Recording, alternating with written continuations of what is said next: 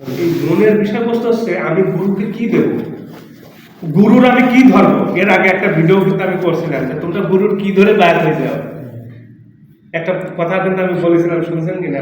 গুরুর ধরতে হবে মনটা, অর্থাৎ গুরুকে দিতেও হবে আমার মন, আর গুরুর সাথে সমন্বয় করে চলতেও হবে আমার মন।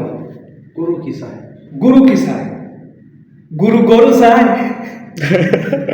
না গুরু আমার প্রশান্তময় আত্মাটাকে চায়।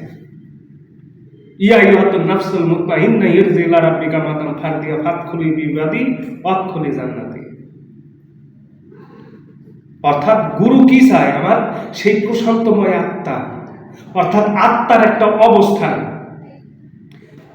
আত্মার একটা অবস্থান হচ্ছে প্রশান্তময়, অর্থাৎ যে আত্মা একবারে পরিপূর্ণ পরিশুদ্ধ, সেই আত্মাটা একেবারে গ্রহণ করে নিতে চায় গুরু, যে তুই আমাকে ওইটা দিয়ে দে, আর আমি তোকে যেটা বলবো তুই সেইটাই করবি, আর বাইরে কোনো কিছু করবো না।